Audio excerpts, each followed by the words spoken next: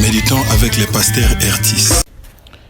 Méditons avec le pasteur Ertis, mercredi le 13 novembre 2019.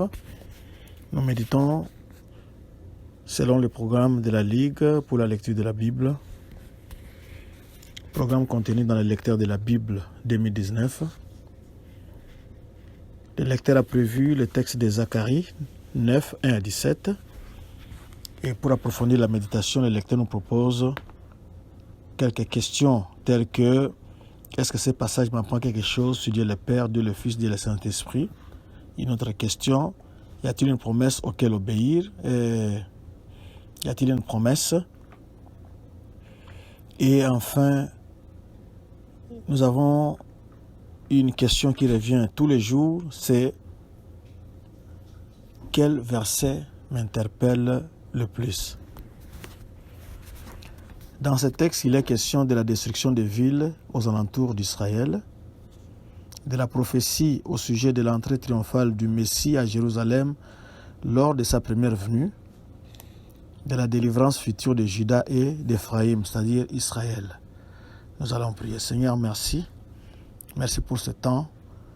Nous voulons te l'abandonner pour que ton Saint-Esprit puisse le gérer pour ta gloire. Nous bénissons ton nom parce que toi, tu es le Dieu qui annonce des événements très loin en avance. Et il n'y a point de pareil comme toi. Sois exalté à jamais au nom de Jésus-Christ. Amen. Shalom bien-aimés. Nous allons commencer notre méditation à partir des versets 5 à 7. Et nous lisons seulement le verset 5 et le verset 6. Ascalon le verra et elle sera dans la crainte. Gaza aussi, et un violent tremblement la saisira. Ekron aussi, car son espoir sera confondu. Le roi disparaîtra de Gaza et Ascalon ne sera plus habité. Verset 6. L'étranger s'établira dans Asdod et j'abattrai l'orgueil des Philistins. Ça, c'est la lecture. Zacharie mentionne 4 cités principales ou 4 villes principales des Philistins. Il s'agit d'Ascalon, Gaza et Ekron qui vont être détruites. Et Asdod sera envahi par les étrangers. Ceci se fera. Ces villes-là seront punies à cause de leur grande idolâtrie et parce que c'était des cités où le mal se pratiquait allègrement. Mais ceux qui vont rester dans ce territoire-là, dans le territoire de ces villes-là, vont être adoptés dans Israël comme un nouveau clan. Cela s'est déjà réalisé avec les Jébusites qui étaient les premiers habitants que le roi David avait trouvés quand il avait conquis Jérusalem. Il ne les avait pas complètement détruits et ces gens-là, c'est-à-dire les Jébusites, ils ont été absorbés dans la tribu de Juda. Au verset, nous avons le verset 8. Nous lisons le verset 8. Je camperai autour de ma maison pour la défendre contre une armée, contre les allants et les venants. Et l'oppresseur ne passera plus près d'eux, car maintenant mes yeux sont fixés sur elle. Plusieurs siècles après les jours de Zacharie, il y a eu Antiochus IV Épiphanes. Il avait envahi Israël. Mais en l'an 70 ou 70, Titus, un général romain, lui, il avait complètement détruit le temple de Jérusalem. Cette promesse,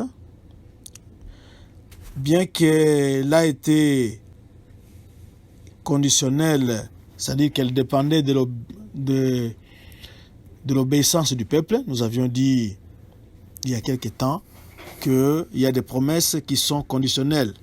Vous faites votre part et la promesse se réalise. Le jour viendra quand le peuple de Dieu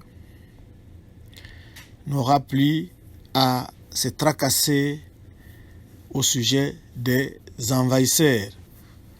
Et Joël 3, 17 le dit clairement. Nous lisons « Et vous saurez que je suis l'Éternel votre Dieu, résidant à Sion, ma sainte montagne.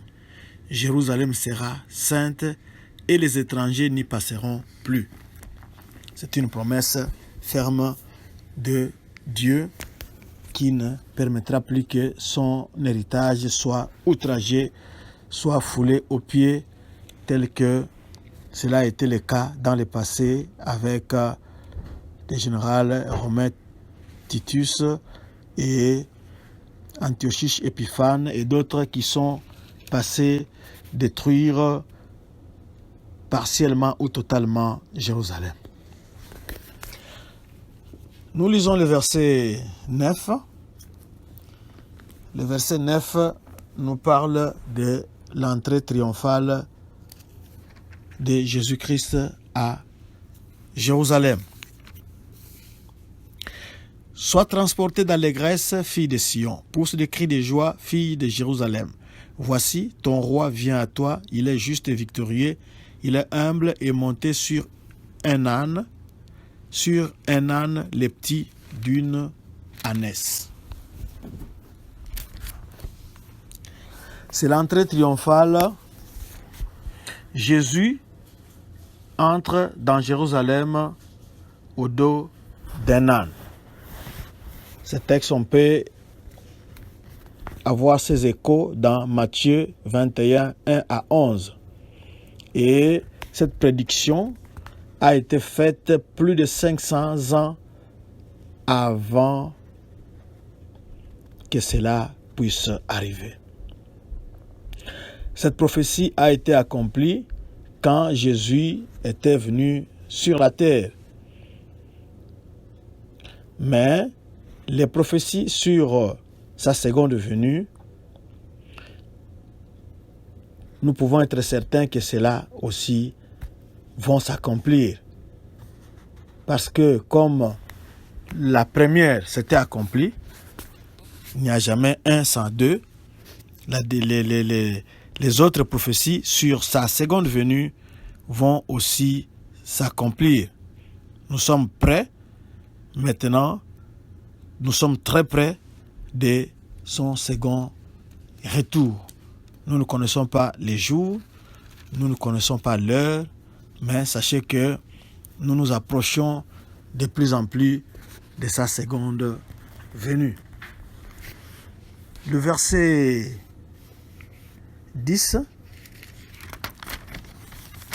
nous lisons le verset 10. Je détruirai les chars d'Éphraïm et les chevaux de Jérusalem, et les arcs de guerre seront retranchés. Il annoncera la paix aux nations, et il dominera d'une mer à l'autre, depuis le fleuve jusqu'aux extrémités de la terre.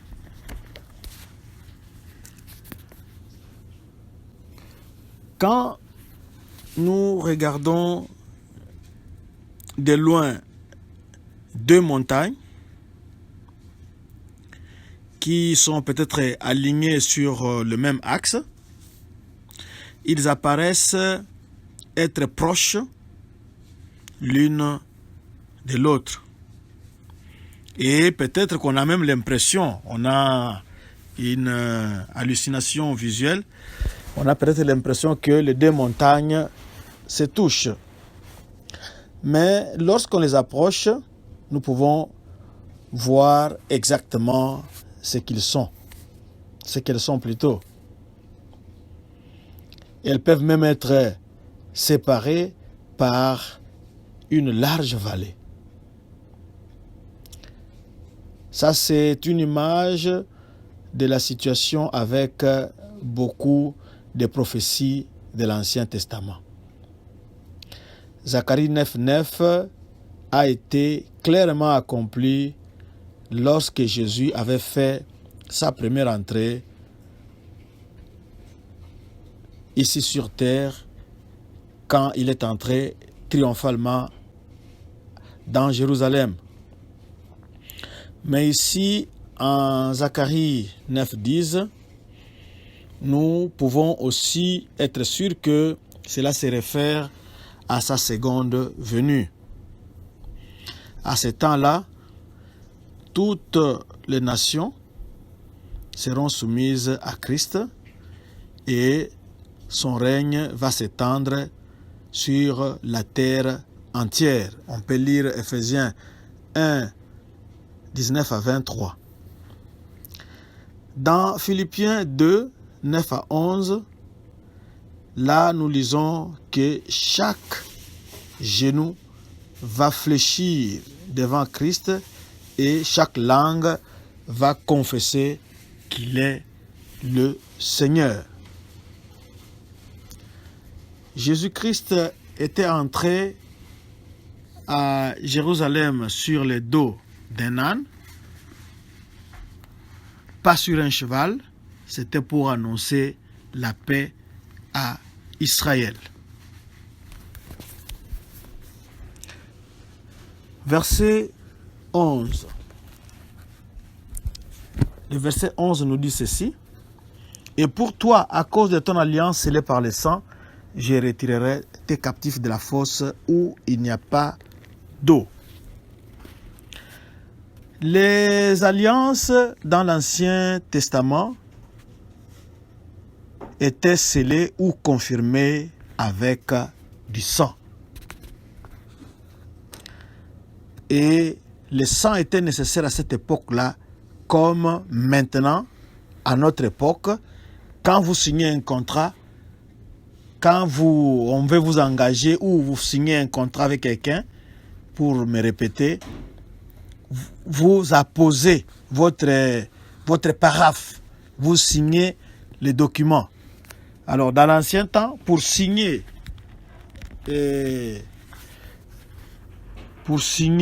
une alliance, le sang, c'était la signature exigée, c'était la signature nécessaire.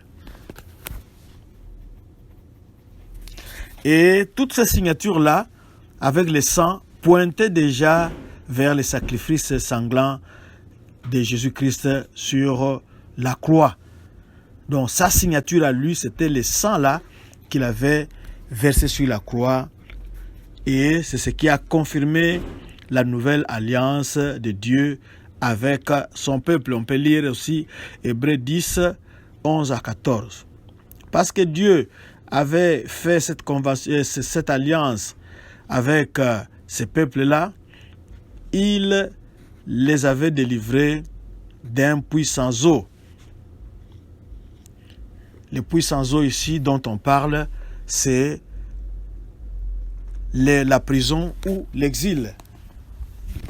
Pour avoir une idée claire d'un puits sans eau, vous vous souviendrez que quand les frères de Joseph voulaient les vendre comme esclaves à une caravane d'Ismaélites qui se rendait en Égypte, ils l'avaient gardé dans un puits qui était à sec.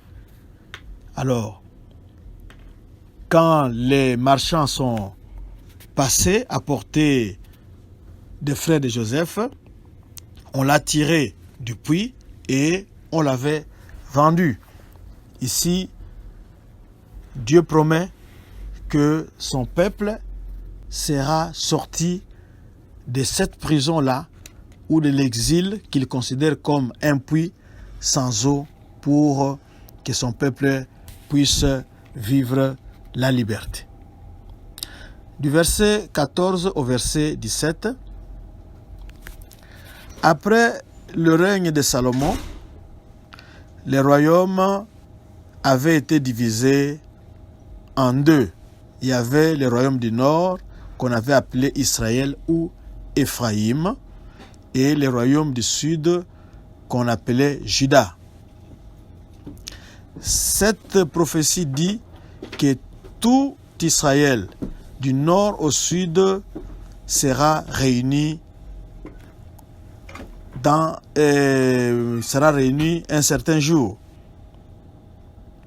La première partie de ces chapitres nous dit comment Dieu va aider son peuple pour qu'il puisse éviter la guerre. Ici, Dieu explique qu'il va venir pour les aider quand la guerre sera inévitable. Il ne va pas les délaisser, il ne va pas les abandonner. Ce passage explique comment les Juifs vont gagner sur les Grecs. Mais il est aussi une image figurative de la victoire finale sur la victoire finale du peuple de Dieu sur le mal.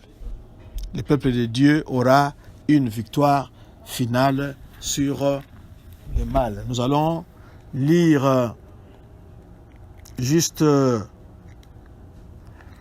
verset 16 et le verset 17. L'Éternel, leur Dieu, les sauvera en ces jours-là, comme le troupeau de son peuple, car ils sont les pierres d'un diadème qui brilleront dans son pays.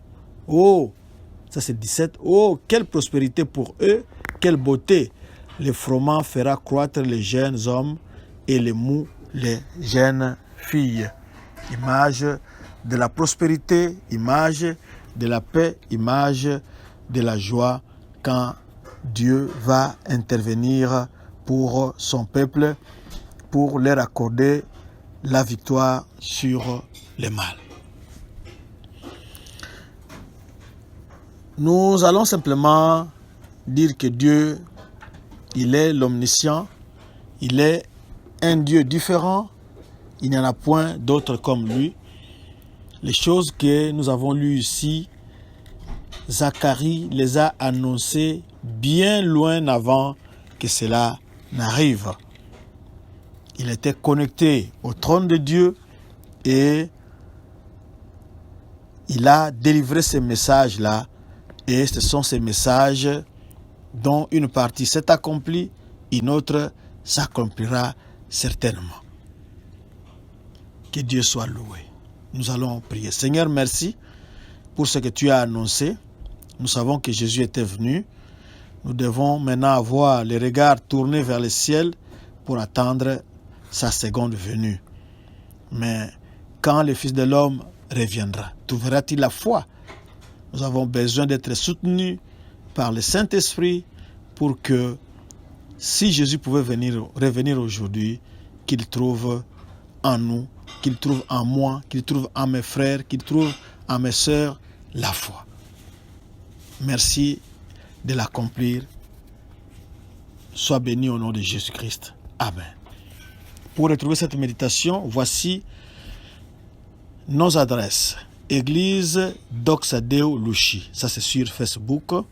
Église Doxadeo Lubumbashi, sur YouTube et Twitter, ou bien www.églisedoxadeo.com. Ça c'est notre site internet. Que Dieu vous bénisse.